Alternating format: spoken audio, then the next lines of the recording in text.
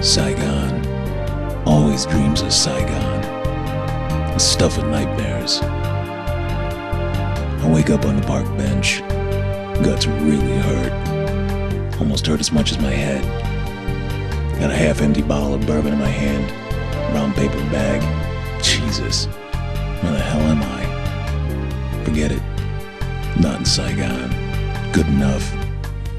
It's nighttime in the park. Dangerous for some people, but not me. Gangs, they won't bother an old washout like me. Not with the hassle roll me. I ain't got shit. Nothing worth stealing. A half-empty bottle of bourbon. A half-empty, half-full, whatever. It's cheap shit and it's rotting out my guts again. Go home. Home. Home is a rat shit block of flats with a stairwell that smells like stale piss and fresh vomit, concrete, and spray paint. Not much, but it's home. Home. Where the heart is. God, my heart. I'm looking around, trying to find the will to stand. Trying to find the will to go home and face my daughter. Can't drink in the house. Just upsets my sweetest girl. She's only 10 and she knows that daddy's killing himself. I don't drink in the house. I drink here on my park bench. Used to be our park bench. Now it's just mine. Guess the time's around 10. Nights are drawing in, could be earlier. Doesn't matter. I left my girl on her own for too long now. I need to get back and play daddy and put my girl to bed. After that, I'll go to bed too. I'm walking now. Staggering, really. God, I must look like shit. Maybe I'm just imagining shit. Yeah, I'm the same perfect specimen I was 20 years ago. I'm walking, picking up a little speed and trying to do a straight line. I'm walking fast. I want to go home. I want out of here. I'm not as safe as I thought I was. There's gangs here, standing out beyond the umber lights. Leather and chains creaking in the cooling air. Snap of a flick knife. I walk faster. I want to go home.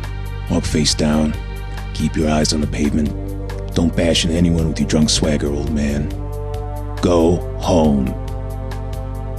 I'm at the stairwell and the lift is still fucked. Climbing the stairs. I'm drunk, but I keep my hand away from the greasy banister. This place stinks worse than usual. Something crunches beneath my foot. It's glass and I know it's a junkie's needle, but I just keep climbing. I don't stop till I reach the top because I see it. My door's open. She knows to keep the door shut. Oh God, no. I'm in the door. I damn near break off the hinges. I hit it that fast. I'm through into my lobby with the yellow paper and the torn carpet, and there she is. Blue, wrapped in a sheet and sitting up, but she's blue. She's not alone.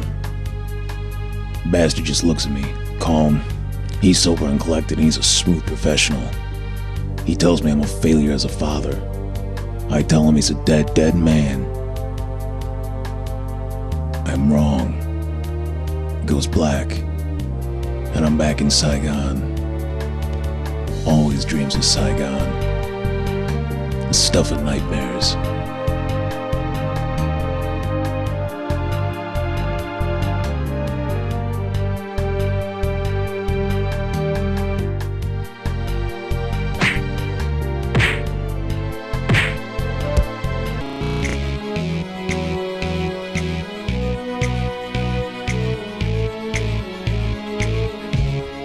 I should go back and grab Sarah.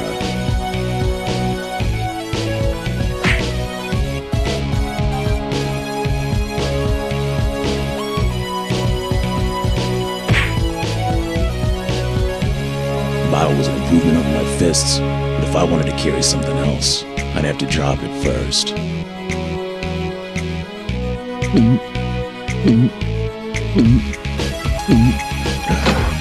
It was cheap shit, but it helped ease the pain.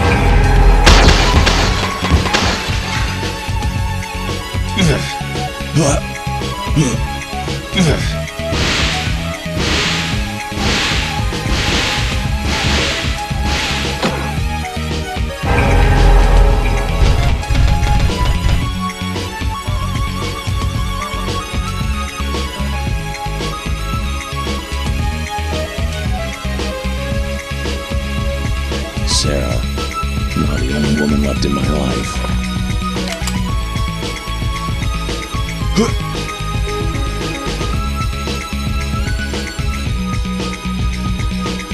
Every punk and lowlife in the city was crawling out of their hole to find me. I'd have to use everything around me to survive.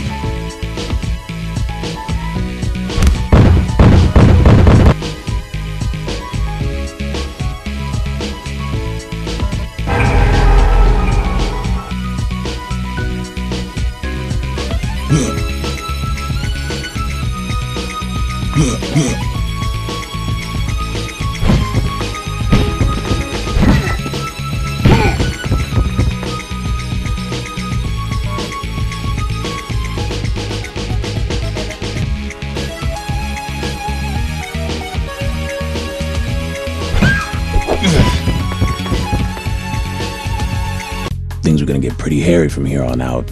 I picked up the phone and dialed the only man I could trust, Flynn Hacker, former fellow officer turned amateur pro wrestler. He was just the sort of friend I needed.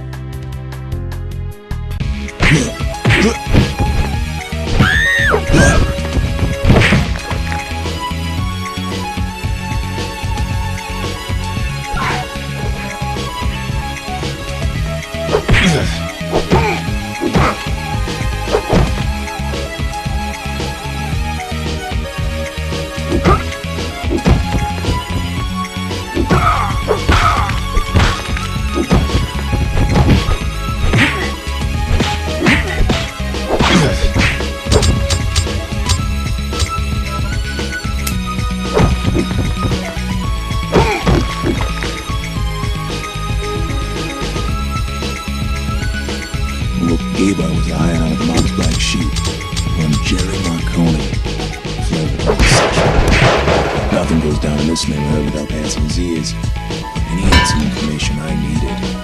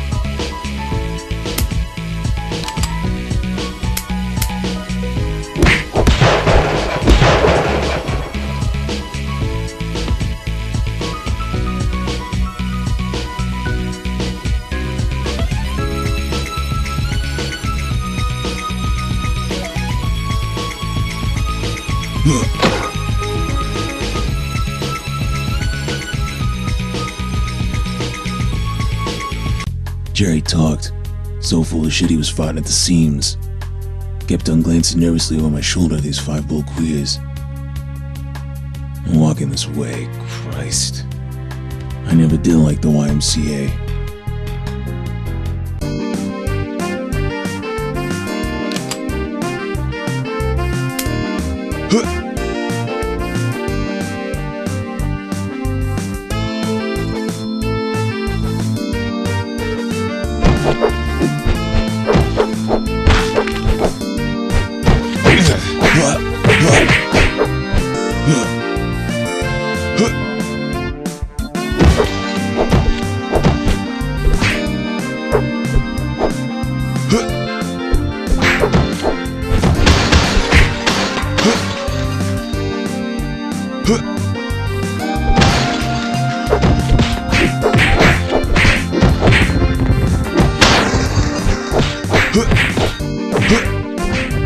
Yeah,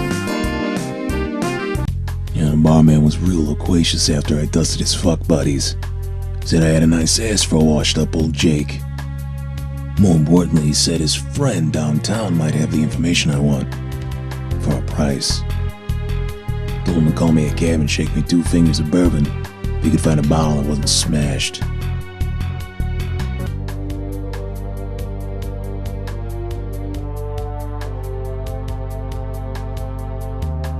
Guy was waiting for me out back, but something didn't sit right. I'd have to decide if I wanted to follow Marconi's tip and take the cab, or ignore his advice. Mob's not well known for their honesty. Only there was some way I could beat the information out of him.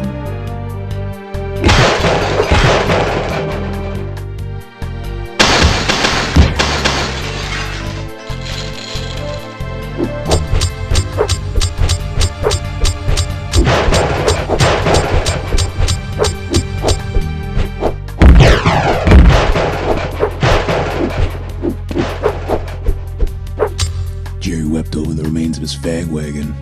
I gave him exactly 3 seconds to grieve before I bashed his head through the passenger side window. Spilled his guts, both ways.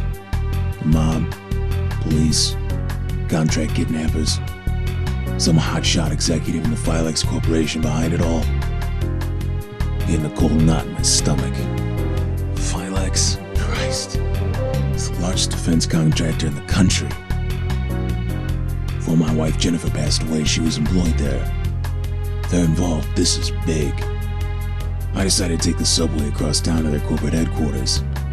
I think to myself this might be a bit too big to punch my way through. But I'll try anyway.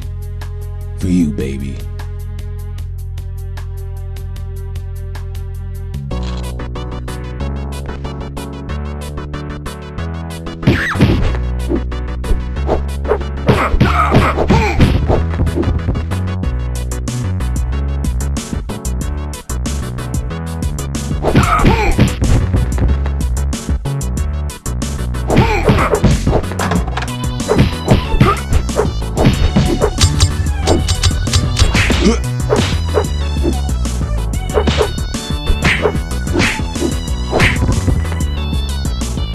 These things don't always work.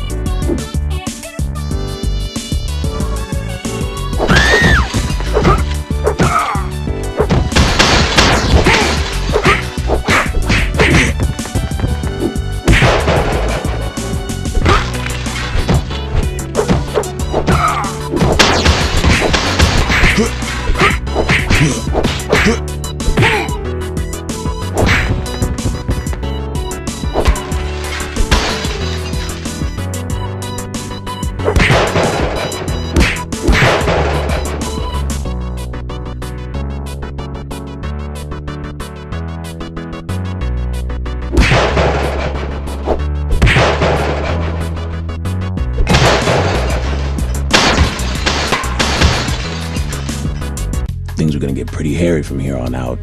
I picked up the phone and dialed the only man I could trust, Flynn Hager, former fellow officer turned amateur pro wrestler. He was just the sort of friend I needed.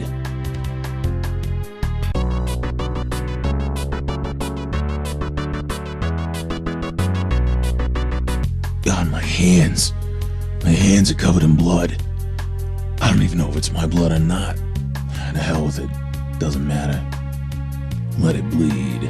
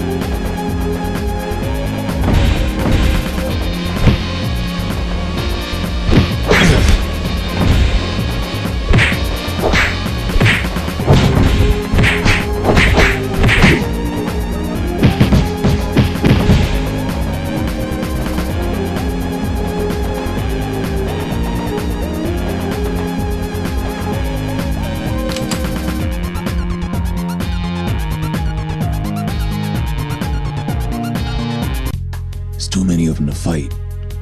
They're all around me staring with their dead, hungry eyes, like ghouls around a corpse. The leaders of the gang walk through the press of bodies. Looks like they got first dibs of taking me apart with their bare hands.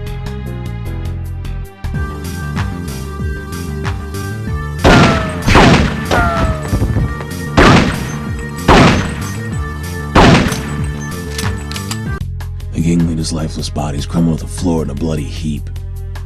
I'm breathing heavily, covered in their blood, waiting for the next thug to step in. Lucky for me, sirens in the distance trigger their retreat. I'd like to think I had something to do with it. I pull myself up the subway steps and find myself standing at the Philex building. I'll either leave with my daughter or in a pine wet box. And I'll have no other way.